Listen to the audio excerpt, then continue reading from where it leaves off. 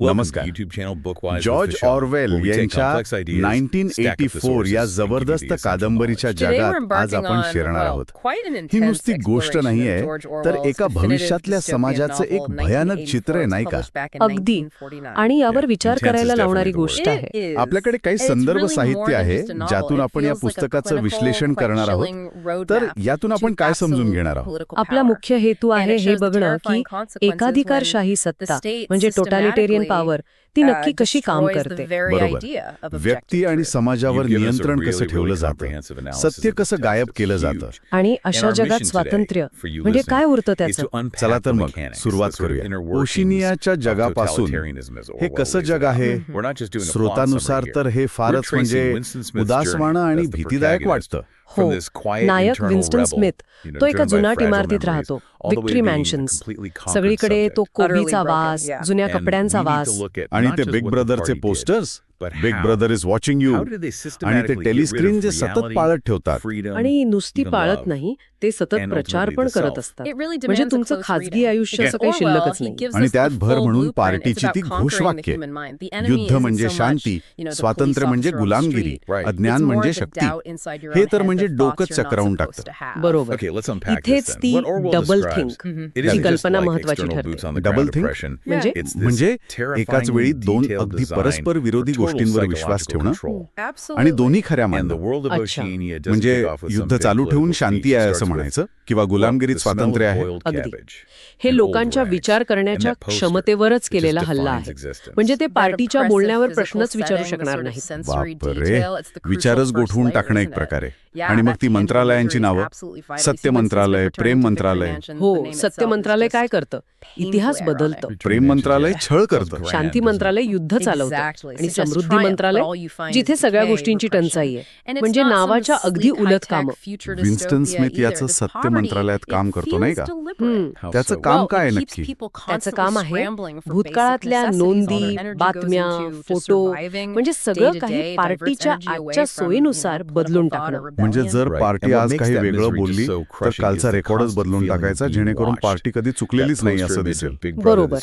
याचा अर्थ काय होतो की वस्तुनिष्ठ सत्य असं काही अस्तित्वातच नाही. जे पार्टी म्हणेल तेच सत्य. आणि हेच त्यांच्या नियंत्रणाचं मूळ आहे का? तो एक नारायण आहे त्यांचा. हो, जो भूतकाळावर नियंत्रण ठेवतो तो भविष्यावर नियंत्रण ठेवतो. जो वर्तमानावर नियंत्रण ठेवतो तो भूतकाळावर नियंत्रण ठेवतो. म्हणजे लोकांच्या आठवणी आणि इतिहासच ताब्यात घेतला की झालं. हे सगळं इतकं भयानक आहे. म्हणजे विन्स्टनचं काय होतं या सगळ्यात? तो हे सगळं स्वीकारतो? नाही, त्याच्या मनात हळूहळू शंका यायला लागते. विद्रोहाची भावना जागृत होते. तो एक चोरून वही घेतो आणि त्यात लिहितो, डाऊन विथ बिग ब्रदर. हो, आणि हा आहे विचार गुन्हा. म्हणजे मनात चुकीचा विचार येणं सुद्धा ओशिनियातला सगळ्यात मोठा गुन्हा आहे. विचार गुन्हा म्हणजे तुमच्या विचारांवर पण नियंत्रण. अगदी.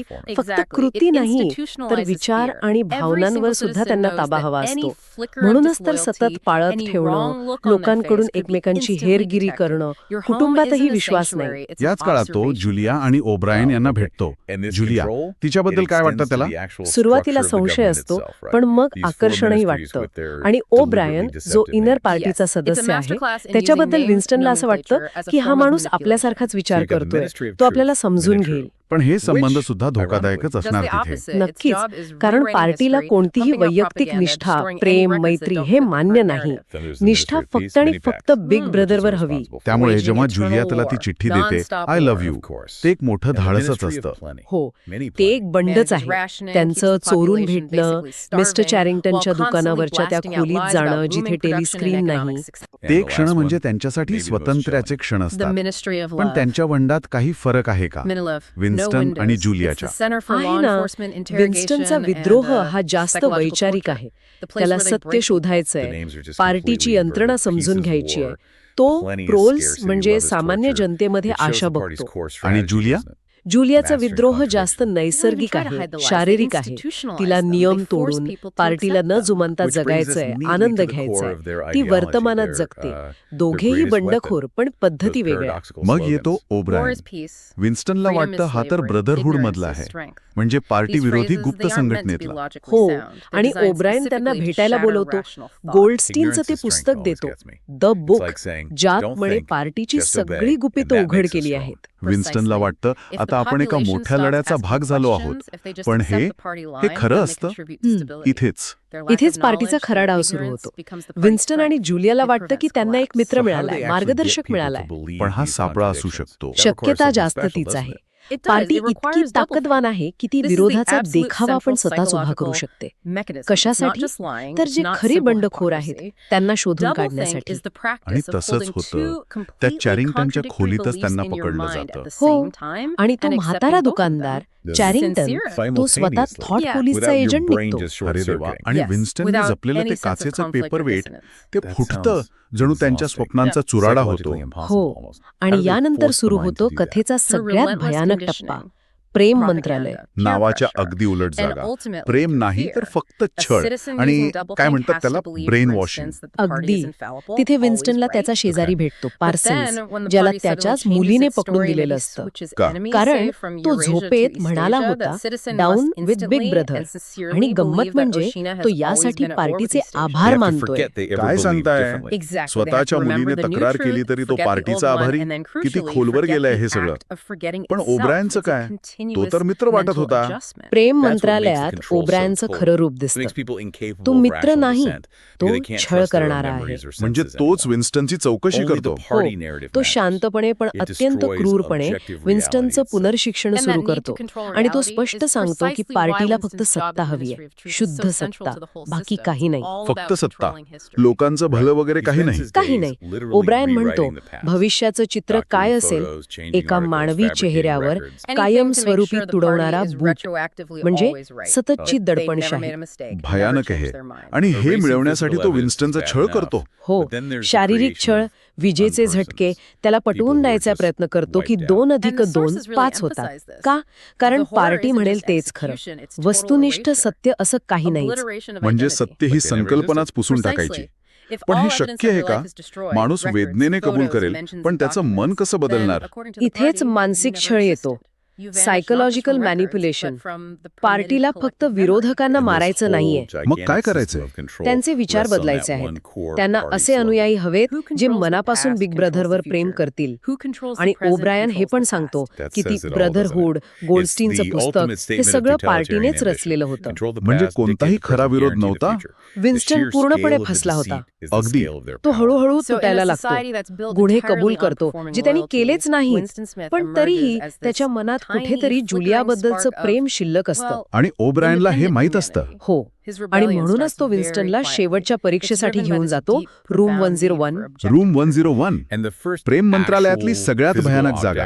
इथे काय असतं? इथे प्रत्येकासाठी जगातली सगळ्यात वाईट गोष्ट असते, म्हणजे त्या व्यक्तीची सगळ्यात मोठी भीती. आणि विन्स्टनसाठी ती भीती म्हणजे उंदीर. हो, त्याला खुर्चीला बांधतात आणि भुकेल्या उंदरांचा पिंजरा त्याच्या चेहऱ्याजवळ आणतात. आणि त्याला काय करायला सांगतात? त्याचं असेल तर त्याने जुलियाचं नाव घ्यावं.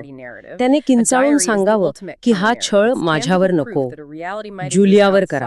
आणि विन्स्टन तो ते करतो. हो, तो भीतीने वेडापिसा होतो आणि किंचाळतो, हे जुलिया बरोबर करा, माझ्या बरोबर नाही. तिचा चेहरा फाडून टाका, मला सोडा. आता त्याच्या आत्म्याचाच मृत्यू झाला. त्याने स्वतःच्या बचावासाठी सगळं काही सोडून दिलं. प्रेम, माणुसकी, सगळं. बरोबर. पार्टीचा विजय झाला. त्यांनी फक्त त्याच्या शरीरावर नाही तर त्याच्या आत्म्यावर ताबा मिळवला. कारण त्यांना फक्त आज्ञाधारक नाही तर मनाने बदललेले अनुयायी हवे होते. यानंतर काय होतं विन्स्टनचं? त्याला समाजात परत पाठवतात, पण तो आता पूर्वीचा विन्स्टन नाहीये. तो चेस्टनट ट्री कॅफे मध्ये दिसतो, जिथे असेच इतर पराभूत लोक बसलेले असतात. तिथे ते गाणं वाजतं ना, under the spreading chestnut tree, I sold you and you sold me. हो, विश्वासघाताचं प्रतीक. त्याची जुलियाशी भेट पण होते. आणि काय होतं बेटी? काहीच नाही. ते दोघेही कबूल करतात की त्यांनी एकमेकांना धोका दिला, पण त्यांच्यात कोणतीही भावना नसते आता. न प्रेम, न राग, न लाज. सगळं संपलेलं असतं. कारण पार्टीने ते नष्ट केलंय. भावना, प्रेम, निष्ठा. अगदी. आणि याचबरोबर पार्टी न्यूज स्पीक नावाची भाषा पण आणते. न्यूज स्पीक म्हणजे काय? एक नवीन संकुचित भाषा. तिचा उद्देश आहे शब्द कमी करायचे, जेणेकरून विचारांची व्याप्तीच कमी होईल. जर स्वातंत्र्य किंवा विद्रोह सारखे शब्दच नसतील तर तसे विचार मनात येणं पण कठीण होईल. म्हणजे विचारांवर शब्दांद्वारे नियंत्रण. आणि मग शेवट, कथेचा शेवट कसा होतो? विन्स्टन कॅफेत बसलेला आहे, युद्धाच्या विजयाची बातमी येते आणि त्याच्या डोळ्यात आनंदाश्रू येतात. त्यांना बिग ब्रदर बद्दल प्रचंड प्रेम वाटू लागतं. प्रेम? इतक्या छळानंतर? हो. पुस्तकाची शेवटची ओळ आहे, त्याने स्वतःवर विजय मिळवला होता, तो बिग ब्रदरवर प्रेम करत होता. हा त्याचा विजय नाही. हा पार्टीचा विजय आहे. एका व्यक्तीचं अस्तित्व, त्याचं स्वातंत्र्य, त्याची विचारशक्ती, सगळं काही संपवून टाकण्याचा विजय. तर या सगळ्या चर्चेतून आपण काय म्हणू शकतो? 1984 हे फक्त एका हुकुमशाहीचं चित्र नाही, तर हा एक इशारा आहे. अमर्याद सत्ता आणि माहितीवरचं नियंत्रण किती धोकादायक ठरू शकतं याचा इशारा. सत्ता फक्त शरीरावर नाही, तर माणसाच्या मनावर, त्याच्या भावनांवर आणि सत्य या कल्पनेवरही कशी कब्जा करू शकते हे दिसतं. आणि हे आजच्या काळात पण महत्वाचं आहे, नाही का? जिथे माहितीचा एवढा मोठा पूर आहे, पण त्याचबरोबर चुकीची माहिती म्हणजे मिसइन्फॉर्मेशन आणि कथांवर नियंत्रण ठेवण्याचे मार्ग पण आहेत. अगदी. मग प्रश्न उरतो की आपण सत्याचं स्वरूप कसं टिकवून ठेवणार? जेव्हा सत्य हे सोयीनुसार बदललं जातं, तेव्हा त्याचे परिणाम काय होतात? खरंच हा विचार करायला लावणारा मुद्दा आहे. ऑरवेलची ही कथा आपल्याला केवळ एका काल्पनिक धोक्याबद्दल नाही, तर आजही विचार स्वातंत्र्य आणि सत्य किती महत्वाचं आहे याची आठवण करून देते.